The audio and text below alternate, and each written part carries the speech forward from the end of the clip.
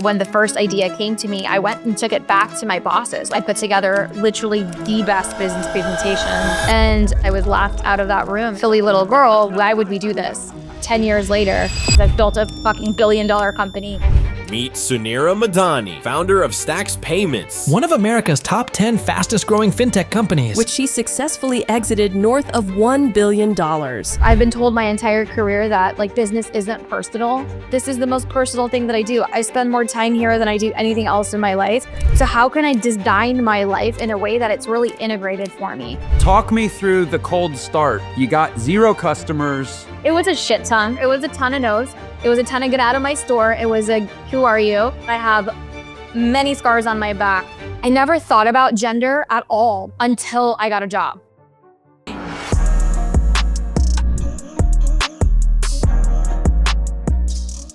Welcome everyone to another episode of Unlock Your Potential. This is Jeff Lerner, your host. So excited to be back having more amazing conversations with more amazing human beings. And today, the person who fits that descriptor is Suneera Madhani. She is a trailblazing entrepreneur, sought-after speaker, role model for balancing work and family life, which is pretty cool once you understand the magnitude of her professional achievements, that you can do what she's done and balance it with family life. She's currently a business advisor on a dozen boards, an angel investor in more than 40 companies, and previously founded Stacks Payments, building it from a single idea to over, I think I saw it was over $160 million in recurring revenue, and ultimately an exit north of $1 billion. The unicorn thing that so many millions out there are striving for and so few achieve. Suneera did it. She's been Fortune's 40 Under 40, Ernst & Young's Entrepreneur of the Year, Entrepreneur Magazine's 100 Most Influential Women, lots of exciting accolades. Suneera, welcome to the show. Jeff, thank you so much for having me. I'm so excited to be here. First of all, let's just call it what it is. You know, I was a mediocre high school athlete, and every good high school athlete, those that were a lot better than me, thought they had a chance to be a professional athlete. Most of them did not. A few, very, very few did. That's kind of how being an entrepreneur is, right? This idea of the $1 billion unicorn thing. It's literally about it's like the difference between being a high school football player and being a Pro Bowl NFL player. It's just such an elite slice. How's it feel? Start there. Well, it feels, obviously there's a ton of just pride in it, right? There's that feeling is the first and foremost feeling. It's not necessarily just about the next check box or the next accomplishment, which I'm happy to share what that journey looked like and even just getting there. But it definitely is. It's that 0.00001% of entrepreneurs that get a chance to build something so big that's scalable, and then to be at it for it definitely wasn't an overnight success. So, building $1 billion business took 10 plus years, a lot of hard work, and a lot of things going right. So a million things that go wrong, but just still things have to go right. And it was a big journey. And so I'm definitely really proud of that journey, and just happy to be part of that, to be part of the club. And honestly, mostly proud that I've gotten to do it without having the network, or that, I'm a brown minority woman. That club is very, very even smaller for those that are, that look like me. And so I'm just proud to have made it, but I don't want to be, I think that there's a lot of opportunity for more startups to be able to accomplish bigger things, and especially female entrepreneurs to do that. And so I hope, I get to share my journey. And that's the reason why I like to share it, and I want to share it, is because I also, like you said you were an average athlete. I feel like I was a pretty average person as well. So I don't feel like I had all of these special things that were there, but I can share what made us successful in that, or what made me successful in that. But I felt pretty average, and I think that anyone can do it if they really set their mind to it. Yeah, I guess just to kind of add a little more color to what you just said. So I think I read somewhere, it's not on the bio that I'm looking at, but I'm pretty sure I read somewhere, daughter of Pakistani immigrants. Is that right? Yeah, that is correct. So your parents immigrated here from Pakistan. Yeah. I guess talk to me a little bit about growing up, what socioeconomically, culturally. Yeah. behavior, our belief systems? Like, talk to me. Yeah. I grew up, daughter of an immigrant. And what that tells you is, my parents were entrepreneurs, but entrepreneurs out of necessity. So it wasn't the sexy level of entrepreneurship. Neither one of them had a chance to really finish college or even finish high school. They came to America at a very young age separately and both to work. So they came to this country to earn dollars and to send back home and to create opportunity for themselves and for their family. And so I really had that, true, like that American dream upbringing. When did they immigrate, if I may ask? They immigrated in the 70s. So they were teenagers. I have very young parents. And they met very early in Chicago and ended up getting married in Chicago. I was born in Chicago. And so they have a beautiful love story. I grew up around a lot of love. So it was it was a great family unit, but high expectations of being, being daughter of immigrants. I was the first person in my family to go to college, Were you an only child? No, I have a brother who is the co-founder of my company, by the way. So I'll get to kind of how Were you an families. oldest child? I am an eldest child. So I'm an eldest child. I'm the eldest daughter of an eldest daughter of an eldest daughter of an eldest daughter. That is like something that I've recently learned that I'm like, oh my God. High expectations roll downhill, right? Yes. And just being like an eldest daughter, like if there's any eldest daughters that are listening here, we know our kind. It's a lot of family responsibility. I was an eldest daughter, and I do know that type.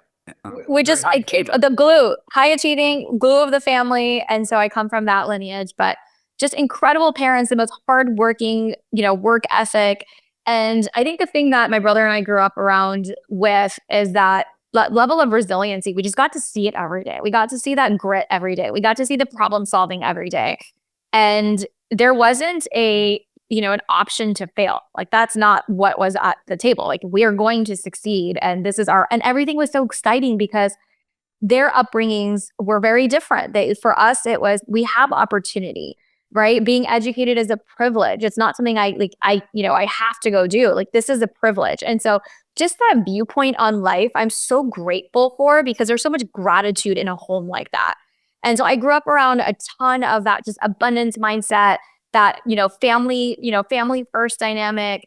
I got to watch my parents work really hard and we got to work alongside them. So we had small businesses from restaurants to, gas stations and C-stores. And my parents really grew an empire from nothing. But we were part of it. Like growing up after school, it's not like I went home and got to do my homework there. I was doing homework, while my mom was at the restaurant. I was doing homework while we were at the C-store. On the weekends, I had to stock shelves. On the weekends, I had to sweep the floors. And then as I was a little bit older, I remember my dad teaching me how to do payroll at 14 years old, right? And so these are things that I look back and I'm like, man, we definitely, Sal and I got our MBA, Sal, my brother, like we got our MBA at such an early age. But working hard wasn't a thing. Like it was just naturally in our DNA. Like I look back at it now, I'm like, man, how do I teach my girls? I have two young daughters, 8 and 5. And so now as a parent, I look back and I'm like, man, we just had so much of this naturally around us. And so that's a little bit about, my background and upbringing. Something that was also, just there were, of course, in every home, there's hardships and struggles. And we were a middle-class family. So we never struggled from a sense of, I always had, everything I needed. I, was privileged to have. That was back when there was such a thing as a middle-class family. Yeah. And so we were just average middle-class family, just average small business owners. And that's kind of how I grew up. I grew up in Dallas, actually. So we grew up in Texas. So I grew up in Dallas. But because of my parents' entrepreneurial pursuits, we moved around a ton. So even within Texas, I moved back to Karachi at some point when my dad decided to retire. We moved back to Texas.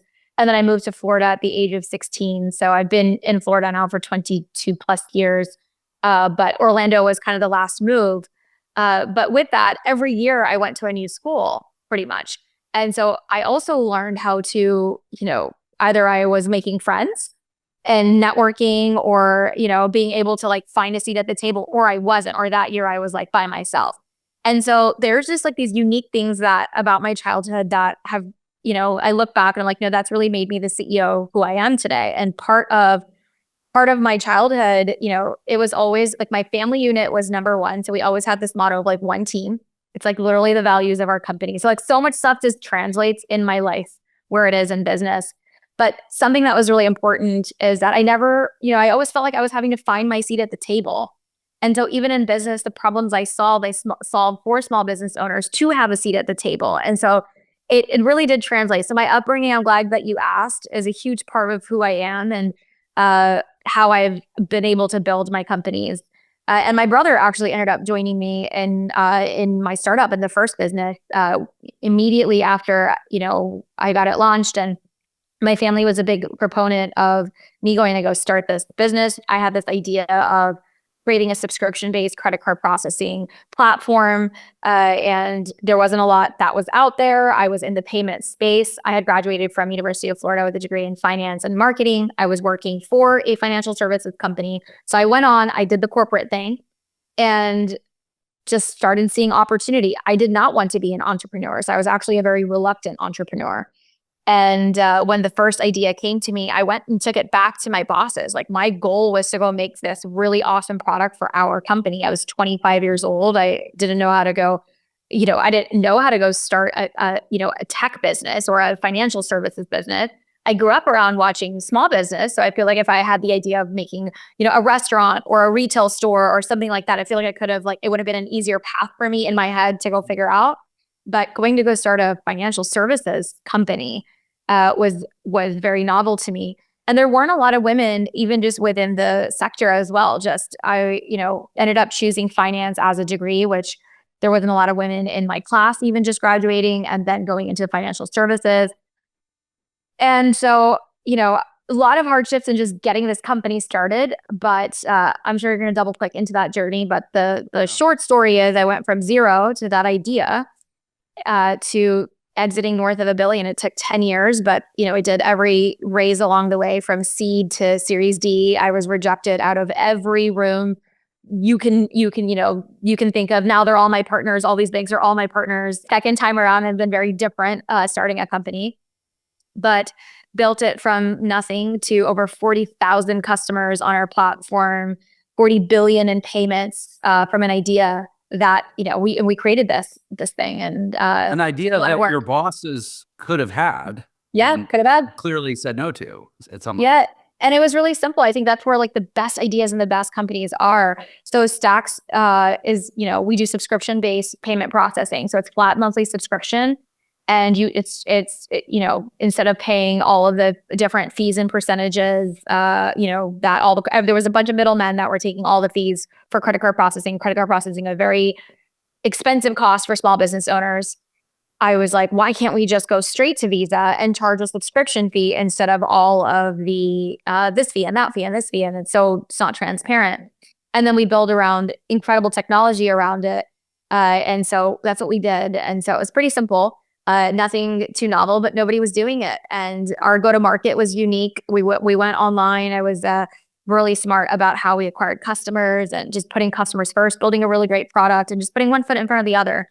So I'm trying to fast forward it, but 10 years later. Well, by the way, you just said two things that are like, the fact that they need to be said is probably illustrates my point. You said putting customers first and building a really great product. Yeah. Oh, that we simple. We would live in a world where you didn't have to clarify that that's what you did because that's what everybody did. But sadly, that's not actually how everybody approaches entrepreneurship. I agree. I think that the most successful companies are actually the simplest products, and they're maniacally focused on the customer experience. And you can tell when companies, when are not focused on it, or they say they're focused on it, and then they start getting in revenue, or it's easy to get distracted off of it. But I think that that's when companies lose their charm and they lose their magic, and customers then end up attriting and leaving, and you're not building for your customer or your company. It's lack of focus because you're like, yes, I'll say yes to this thing. I'll say yes to this thing. And then you're now trying to market to 15 different verticals when you were focused and you had your lane in one. And so I think that the best companies are focused and strategic, and they really know who they're serving, and they're obsessed with that customer and they want to solve their problems. Yeah. And so that was the key to success and things when they didn't go really well was when we started, saying yes to things that we weren't. And we started, letting money come in through the door, because it's hard to say no to money. It's hard to say no to partnership. It's hard to say no to those distractions. And then your product becomes complex, and then the complexity of the business grows. And,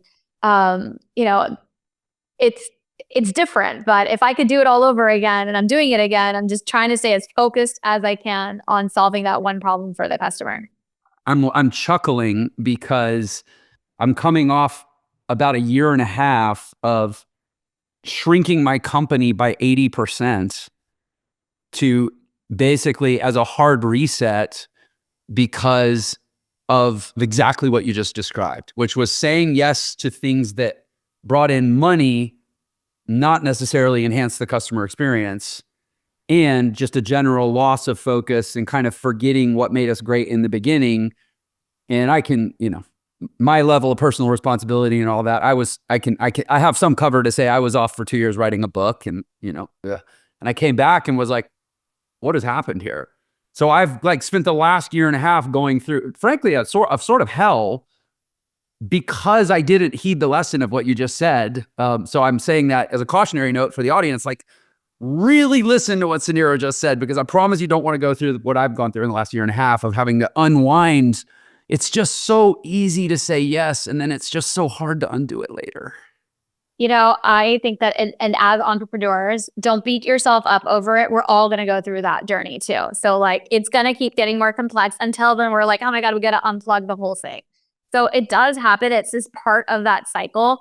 It is nice if you can have that constraint. So I agree with you to stay, if I could just stay that focused, but it's really, really, really hard to do. It's really hard to do. So I just want to allow some grace for you here, because we're all going to go through it. Even I know this, and I'm doing it with my other companies. And I'd love to share a little example that I think will really resonate with people here.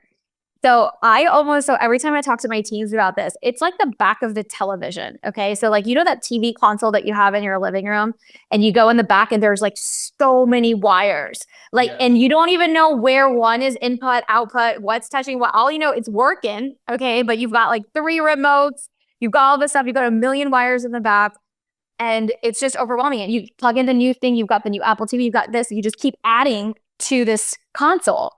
And until one day you're like, man, I just got to clean it up. And the process isn't to just clean it up, because you have to take apart the whole thing, right? So you have to take apart the whole thing, and you actually learn that all you really need is this one Apple TV box. That can simplify the whole thing. If you're just focused on hey, there's my one solution set, and then you have no wires, or there's one wire and one remote. And so I like that analogy, because I always share it with my teams of it's looking like the back of the TV, when we unplug stuff. And to deepen the profundity of the metaphor, every one of those cables, every one of those boxes in entrepreneurial terms is a person or a tool that you're paying for. Yeah. Yeah. And like you said, all you might need is an HDMI cable and an Apple TV. And how much money would you save? And like I said, we've shrunk our company 80%. We've shrunk our overhead 90%. Yeah. Because now we're just paying for an Apple TV instead of a whole console full of wires and, relic plastic. I know, but what happens to us is we like shiny things. We're entrepreneurs. We're here's this thing. We need this. And it's that comparison culture too with social media, right? Yeah. And so now we have access. Before, when we were building businesses, right, we didn't know what our competitors were up to. I couldn't get information. It was an amazing time to live in your own world. We need to go back to living in our own world and doing what we do best versus worrying about everyone else's shit. And that is what makes our stuff better. Yeah, so I'm doing this training tomorrow for this mastermind group, and it's about lessons that I've learned from interviewing over 300 high achievers on this show. So I don't know what episode we're on, approaching 350. And one of the lessons is that really people that are pretty far down the road of success are ruthlessly efficient, to the point where a lot of people experience them as almost heartless, but it's not because they're heartless. It's because they've been so exhausted by creep, scope creep, financial creep, people, headcount creep, just they've seen what happens when you're any less than militant about constraining law, about keeping focus constrained, I guess. And it just like, that we could teach that lesson without having to go through it and learn it the hard way. Yeah. Oh, it's a good one. Okay, so I want to ask one thing about your from what you shared about your past, and then we can kind of pivot into more of the hard Scrabble details of growing a billion-dollar company. You mentioned your kids. Yeah. You mentioned growing up as you did with a certain set of values because of your upbringing.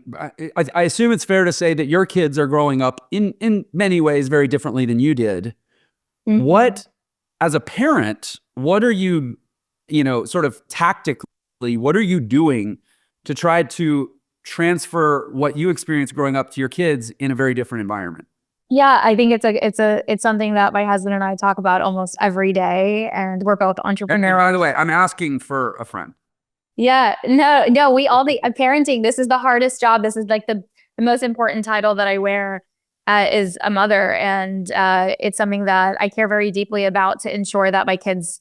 I want them to I want them to earn their future. I want them to have that level of hard work and resiliency and ethics and the value systems that I grew up in that's made me who I am. And it didn't come with having like a spoon in my mouth, which right now they could have a spoon in their mouth.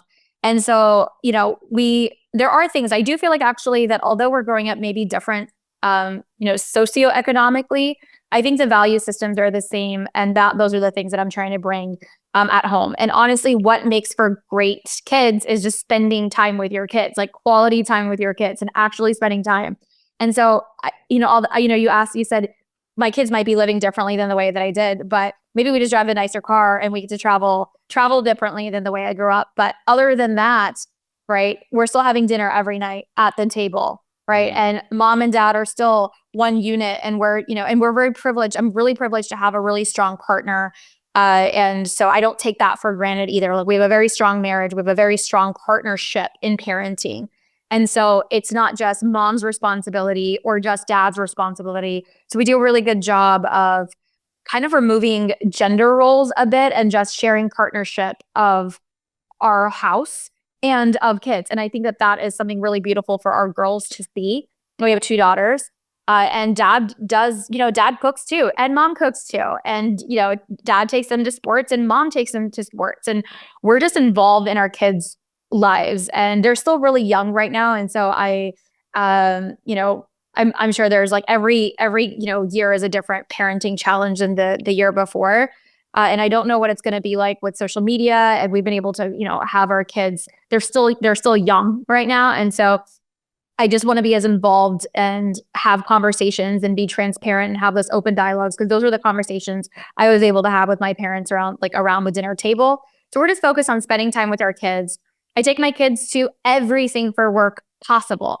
And so, it's really, really difficult with my schedule. And, I run a full-time company. We have, right now, like I had 400 employees in my last organization. We're an in-office culture. You see me here in office right now. We have a hybrid culture now. But I've got 50 team members for Worth, which is my second company now. And so I'm in office. And so I bring the kids like after school, I've got help. So I want to make sure that the world knows, like, I don't do it all alone. I ask for help, and we have a nanny and we've got support. I've got my mom, like, literally lives across the street from me. So I've got the most amazing village around me, but I've intentionally built that into my life. And I know that's not the same privilege. People might not have family members that are close, but I've always tried to keep my family like as close as possible. And so that's why my company's based out of Orlando. People ask all the time of like why we built a tech company out of Orlando. We're like the biggest exit out of Orlando. And it's because this is where my family is. So I'm not going anywhere. I need my parent, like I need my mom. My brother lives down the street. We work together in the company. Like, we have such a nice, Basil's parents live here. And so I've been told my entire career that like business isn't personal. This is the most personal thing that I do. I spend more time here than I do anything else in my life. So how can I design my life in a way that it's really integrated for me and to make my life easier? And so my office, my house, my kids' school, everything is within a 3-mile radius. And I'd rather live in a smaller house than live far out in like a large, so I think there's this, that's how I'm able to do it, is I just designed my life in a way that works for us. And I travel with my kids. I take my kids to whenever I'm speaking. I just got an award from the United Nations a couple of weeks ago. It was such an honor. It was so incredible.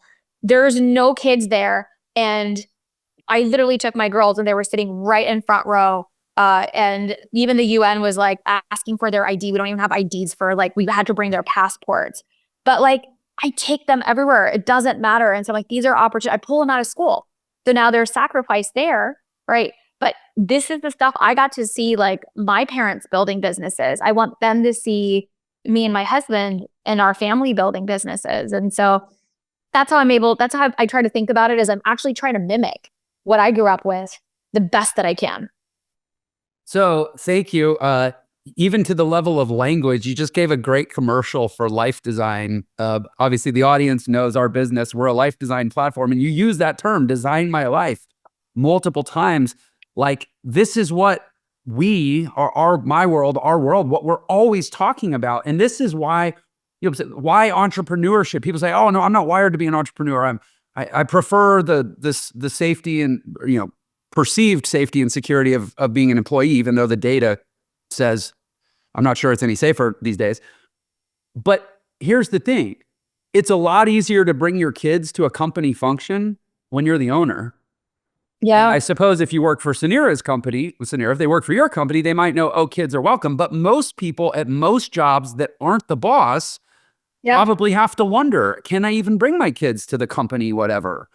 And entrepreneurship a lot of times is just a practical stepping stone toward designing the life. I love what you said. I can literally lean over and look out the window and see my daughter's school. That's like half the reason we bought this house, is because I can drive my daughter to school on our golf cart. Stuff like that. Same with us. Exactly. And, to talk about for those parents that, entrepreneurship is such a privilege. You do get to design the life that you want to build for you. And for me, it's not just like, I think entrepreneurs, when they think about starting a business, it's all about freedom of dollar. And I like to talk about my freedom formula a bit. And it's like this is how I design my life. It's not just about freedom of dollar, it's freedom of time, right? Like, that's what I'm trying to build around. And freedom of time is the most valuable currency that we have. And so I want freedom of dollar, but I want freedom of time. And I think that when that's an important part of building your life and designing your life, is getting to spend that time. So as easy as I can make my life, I want to spend quality time with my family. This is where I've intended it. And it could be for impact or for whatever you want to spend your time with. But designing it exactly what you said, you have to be so intentional about it, and it can be done.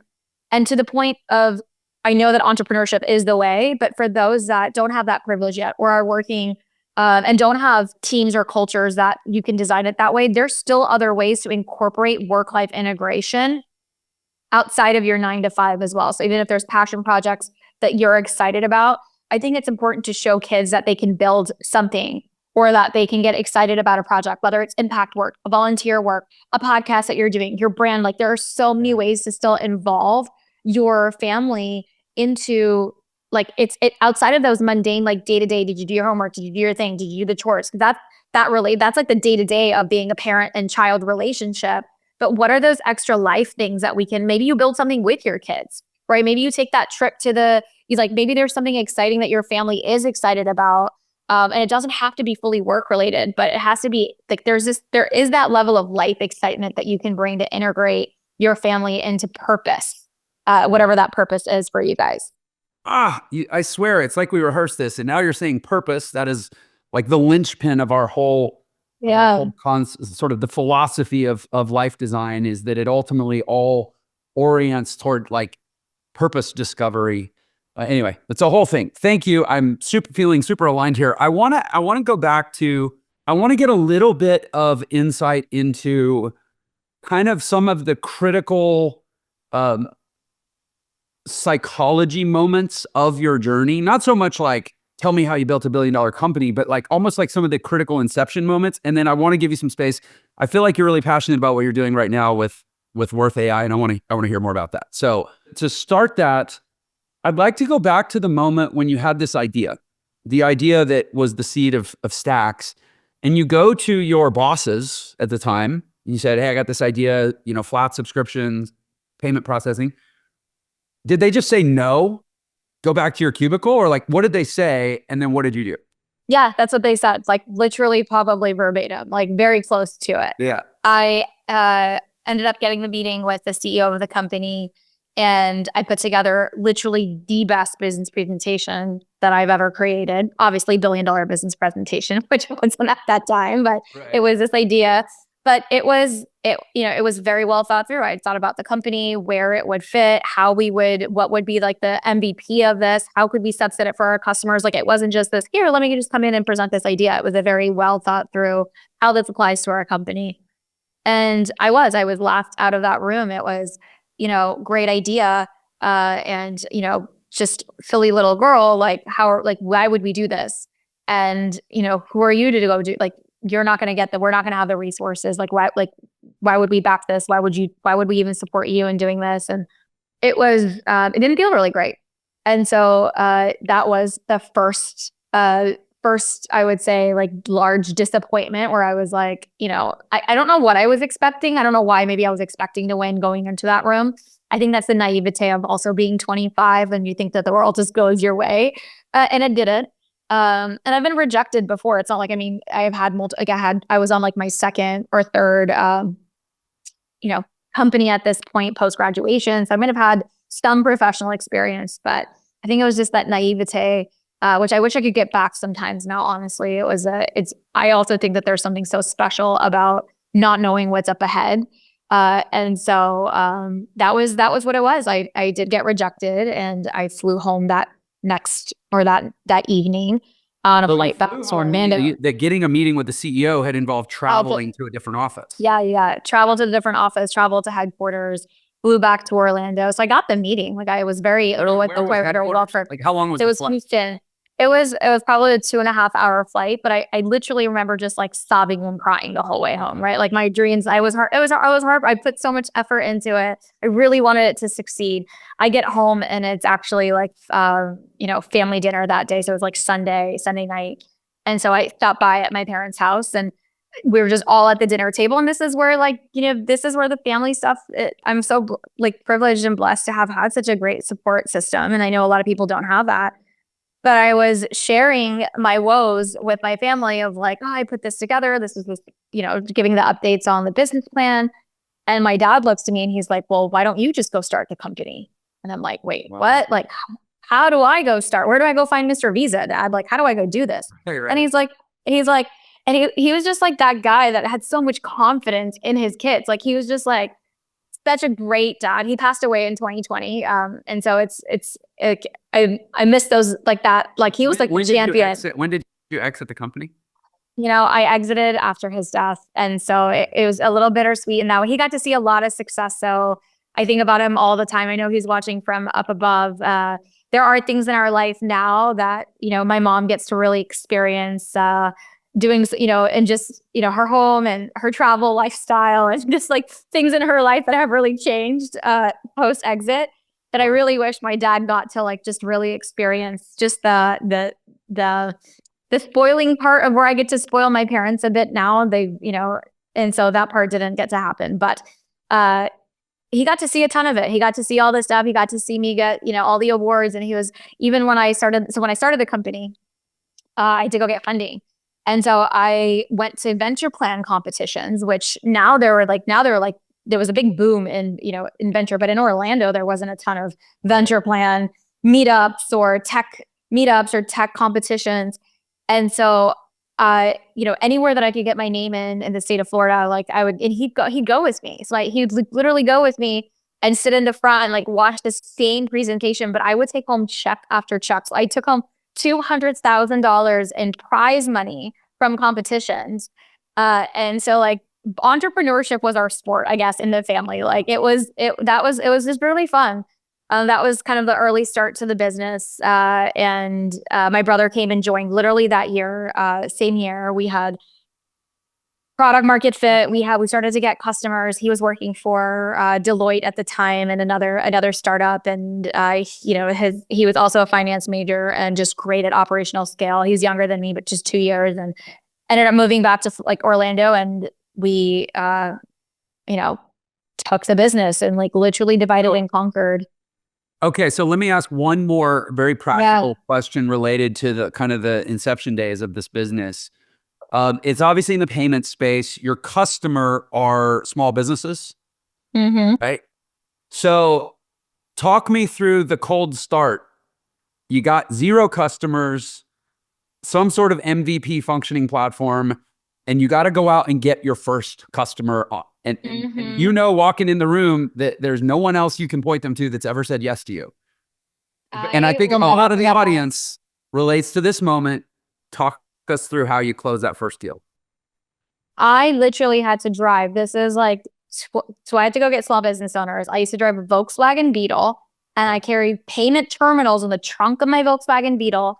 And I would show up to plazas, like shopping strip plazas, because there was like a ton of small businesses in a plaza. You got a dry cleaners, you got a nail salon, you got like a retailer, you've got a shop, you've got whatever, you've got, that was like, and I just got to sign one customer. And I just need one yes to go analyze their payment, like their fees or whatever it was. And so, God, I can go back to that car every day. And it took me like 6 months probably to go get the first 10 customers. But that was it. It was a real grind. Did you have to talk to get the first 10 customers in 6 months? Oof. I would say that I probably, for every like 100 that I would talk to, I'd probably get a customer, right? Okay. If I would say like it was how many businesses do you have to walk into to get 100 meetings with the actual owner? No, I wouldn't say that. I would say it was like 100 walking into to then get. So that's probably like my NQ to SQ, my SQL opportunity would probably be about 25% or 20% of that would then turn into probably a 50% close rate from SQ to close. So now my CEO KPIs would tell you that, but it was a shit ton. Like that's just the answer. It was a ton of no's. It was a ton of get out of my store. It was a who are you? It was all the things. How old were you? 26. Okay. So forgive me, especially as a, middle-aged white guy. Cute little 26-year-old Pakistani girl walks into a restaurant in, Orlando, Florida. I say a restaurant, a dry cleaner, a Domino's franchise or whatever. Yep. And gets the meeting with, I assume, largely predominantly business owners that probably look like me. Yes. How much shit did you have to eat and deal with and roll off the back? Real quick, I want to let you know about my text message community. So I use text messages to provide unique value to my podcast listeners. These texts can just be random thoughts. It can be letting you be the first to know about an event I'm planning or some free training that I'm planning to host for the community. Just shoot me a text to get subscribed to the list. The number is 702-996-3926. Again, that number is 702-996-3926. Now let's get back to the podcast. Oh my goodness. I cannot even tell you. Those are the things, those are the moments that I like to forget, then I have to go back and remember. So when I was happily telling you the story of my sitting in front of in my car with like the steering wheel, and I just like look at myself, like, you just need to get one yes. Those are the moments I like to remember, but I have many scars on my back from just the misogyny and, oh my goodness, like going to the back of and getting the meeting and then sitting with the business owner and they're not all appropriate and, or having a conversation with me not to actually pay attention to business. Right. And so they're like, wait, we're here to talk about payments? What? I can only imagine, because I had a period of my life roughly around the same age, mid-20s, where I was going small business to small business, door to door, trying to fight through gatekeepers to get meetings with business owners. But I wasn't a female. And I have a sense that very hard. It would have been a whole lot worse. It was. And prior to that, so my job prior to working in payments, I worked for I worked for Altria Tobacco. I worked for Philip Morris right out of school. So I was a finance major. I graduated in 2009 and I got recruited by Philip Morris. And that role I wanted to quickly get out of. I was a territory sales manager for Philip Morris, and it was supposed to be this like marketing sales driven role, but it was a glorified babysitter of like share of space for and I had they put the women on mostly like the chain accounts, like the larger, just like the larger, nicer chains. But I could share so many stories of me having to go into these businesses, and it's just not an appropriate work environment for a young woman.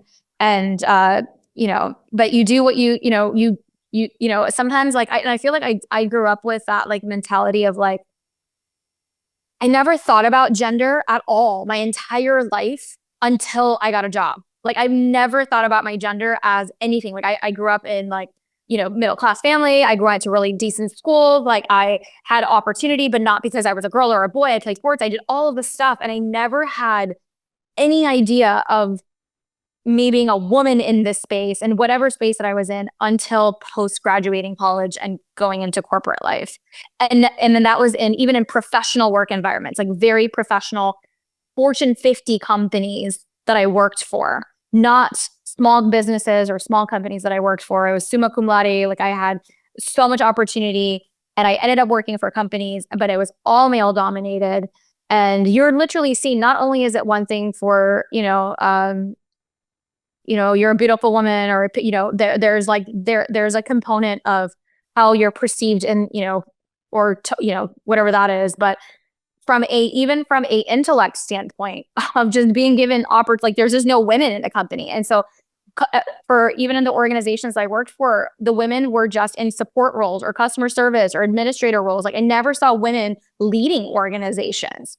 And so like, what example is that to the young women that are coming into the workforce? And so much has changed, but so much still has to change. But man, those are a lot of scars in the past. But you're resilient. And because I feel like I grew up with a very strong, like I was confident. I grew up like not giving a shit. Like I could hold my own and have conversations and carry the conversation and business forward. I came prepared. And so I came with a sense of I'm here to talk business in every room that I went into. So I never really let that be a hindrance. But even as CEO, even as my company scaled, the amount of times I worked with I have 2 male co-founders, so much sexism, so much misogyny. I fundraised twice, like Series A and B, while I was pregnant with, visibly pregnant. My other co-founder, he also has kids exact same age as me. So him and I have been building growing our families together. No one's asking him about what his childcare situation's like at home when we're fundraising together, So it's just, I can tell you stories of my entire career. I'm also the EA to my 2 male co-founders or the head of marketing. And so like that still continuously happens. I've built a fucking billion-dollar company and I can run circles around these men, but I still have to somehow come into, and I'm just over not proving it. So like at this point, like I just don't care anymore. I used to care, and I used to have to present myself differently. I used to dress differently. I used to let my hair down differently. Like I had to almost fit this role. I was trying to be a man in a skirt, almost trying to fit the boys club. But I'm so glad that there was a point that I stopped caring and I was able to just be my most authentic self and say, this is who I am. This is how I lead. This is this is who I'm going to be. I am feminine, right? I don't need to be, I'm in a masculine industry. And I don't know if this is like a visual podcast, but I dress femininely now. I used to only wear suits, And so it's been a big journey. And I wish I could, I'm proud of the girl that has grown. But you kind of have to go through it. Yeah. One of the things we say within our platform is that the number one skill of being able to grow a successful business is the ability to emotionally and neurologically self-regulate. Mm-hmm. Like it's so many levels, whether it's having hard conversations, whether it's dealing with rejection, whether it's just the stamina of the grind. Like it's the ability to not let your thoughts and feelings become, data that changes your actions, and kind of compartmentalize without being self-destructive. Like that's actually the art, much more than like, how do I balance a P&L? Like those skills are not that hard to learn, but the ability to find ourselves and not be changed by the process, because you're either influencing the world around you or being influenced by the world around you. Energy is the real thing. It's coming and going. That's it. So good on you. I mean, it sounds like your childhood was really the foundation of that. It really was. In your family. I had a good one. Okay, so tell me what you're doing now. I mean, Yeah. gosh, what does a person do when they sell their company for $1 billion? I guess they start another one. You retire. I was like, oh, I'm gonna go. Now I have a podcast. I love supporting women in business. I've been doing that for 5 years now, and I was like, oh, I'm gonna go and just go do the speaking thing. Just focus on the podcast. Go focus on impact work. Sit on a bunch of boards, and drop my kids to school every day because I didn't get to do that. So I'm gonna drop them off to school. And I'm gonna do pickup, and I'm gonna, take up piano. And I tried everything for like 6 months, and you get bored out of your mind because you're so busy as an entrepreneur. Like your schedule is so full and you're used to that. It's hard to unwind your own DNA of like work. It's not about, there's purpose in it, and I'm a problem solver. And so you're going to come up with the next problem to solve. And that's what happens. And then you can't eat, sleep, breathe because all you do is think about that problem. And you're like, I got to go solve it because no one else is solving it. So that cycle happens. And so I don't think my story is any different than almost every serial entrepreneur that you may have on the show. But it is, that's what happened. We exited the business and I thought I was going to retire. I was going to take it slow. I at least wanted to take a year or two off and go do that. But I think Sal, my brother, he he's a new father now, so we're so excited. But at the time, this last year, he just was playing golf. Like he was like, I can't play another round of golf. Like and he was more eager to get back into the office, and got us together and was like, what's the biggest problem that we need to go solve? And we're a big sports family. And so it's just like, I consider myself an athlete. I'm not an athlete, but I consider myself like entrepreneurship it's a sport. It's, so you've got to, and he's like, we got to go win more championships. Right. And so we can go off and do other things, but we love the game. We got to go win championships. And what's the next big problem? And when I was at Stacks, we onboarded, through my tenure, we onboarded 100,000 small businesses at some point, right? That would apply. Right. We're a financial institution. That onboarding process, that it's called underwriting, but that getting to know just LLC, it's a very outdated process. There's humans making decisions about your business. So it's not automated. There's a lot of conscious and unconscious bias also that goes with it, right? Because there's a human on the other side that's determining your credit worth. But as a consumer in financial services, like you're going to go, you can get a credit card on your phone right now and walk over to Starbucks and take a payment. You try to do that for Jeff's LLC to do the same thing. You have to go submit 3 years of tax returns. You have to go submit that tax statement, this payroll statement, and you have to go pull all this data. That experience it's not seamless, and it's not standardized. So whether it's Bank of America or it's tax payments or whatever the business financial service is, everyone does it differently. Whereas, you can go in and go buy a car today and all you need is your W-2 and your credit score, right? So your credit score determines your financial credit worth and your W-2, right? In business world, there is no business credit score that exists. That's a dynamic score that exists. So there's no standardization of credit worth that's taking place. And so that's what we're on a mission to go solve. We went straight to large partners like Equifax and people who've been trying to solve this problem for a very long time. And we're young and innovative and no tech and leveraging data and AI. We're built out the business credit score. And so that's what Worth is. And we're really, really excited about solving this problem. And it's been 0 to 1 this last year of going from start. I'll tell you, nothing is more humbling than building from scratch. Like nothing. Even if you've done it, no matter how many times you've done it, you've still got to roll up your sleeves and do it again. And so it's been, back to startup days of back to getting our first customers and back to doing this stuff. This time we'll get to do it with experience. But we built out an underwriting and onboarding platform for companies like ours, like Stacks and like Bank of America and all the financial institutions. So we're selling to them first because they pay the bills. But our vision is to just have the business credit score to give away to all small businesses. The small business product is coming next year. But right now we've solved for that instant onboarding so that you can, as Just LLC, have a seamless experience when you're going to go apply for your business credit card or your loan or whatever else it is. It needs to be quicker, faster, and accurate, and without the human biasness that exists. So I will spare you and the audience all of the sagas I've been through to validate the demand and the need for what you're describing. But as somebody who's probably had 20 LLCs in the last decade plus, and many of them have needed credit card processing, and it's always a giant pain in the ass. Always, any business service, right? And produces very flawed, very unpredictable outcomes. Yeah, and whether it's for payments, whether it's you just opening up your business checking account, any sort of business product, financial product that you need for your business, it requires like the most underwritten to get a commercial lease. Yes, yes. It's all outdated. And so why is it outdated is because it's not standardized. We're just trying to standardize it. And how we standardize it is through data. And so we built a fintech data company.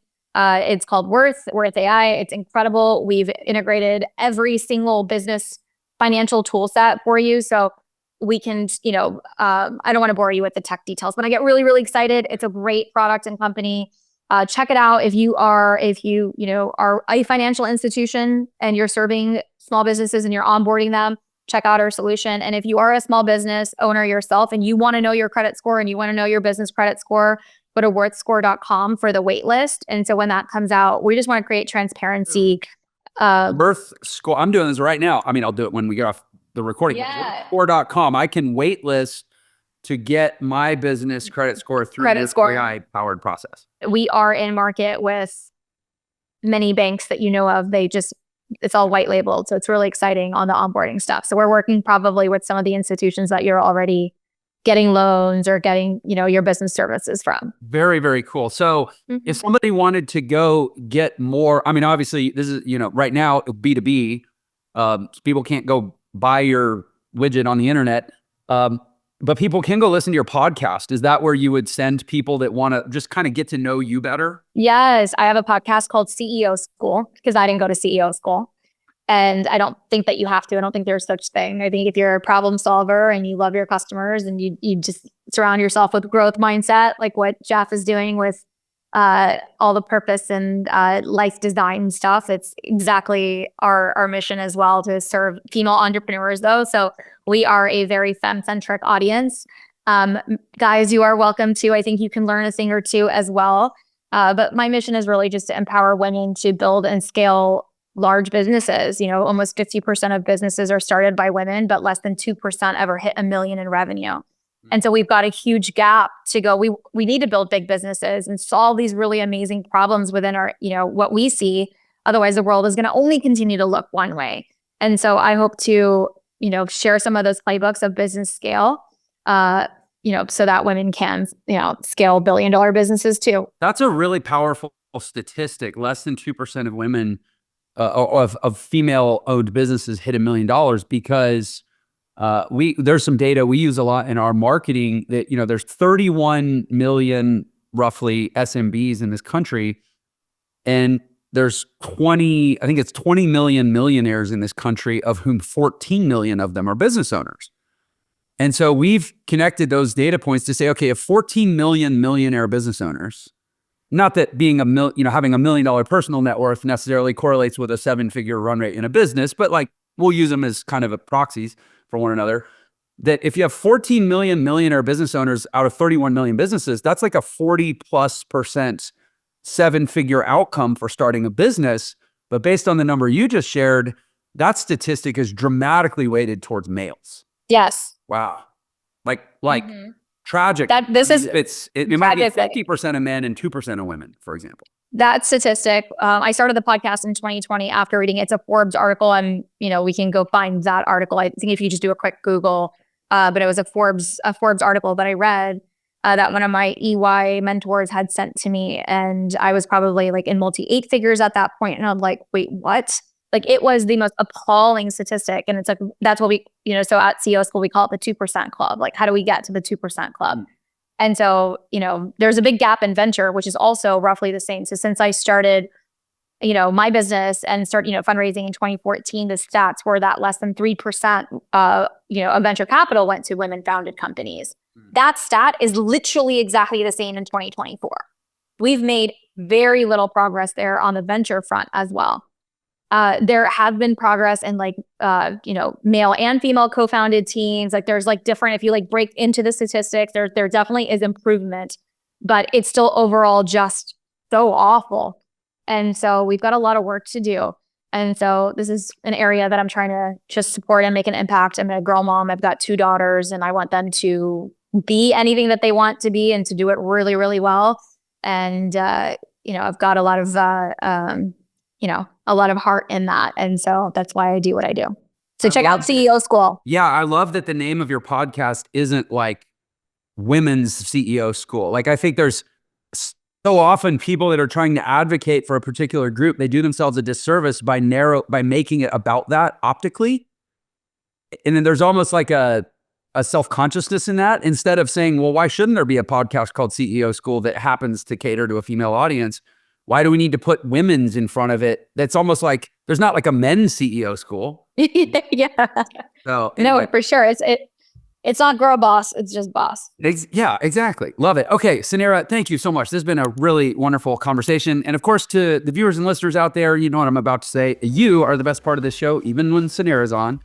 So glad we got this time together. Can't wait to see you next time. Take care. If you loved that episode, then you're definitely gonna love this one. Check it out. This is why narcissism is so confusing. Narcissistic people are not going around trying to find traumatized people. They're trying to find good supply. Praise, admiration, validation, having a really attractive spouse, have a really nice car, having a really big job. And now, if that supply happens to have a trauma history,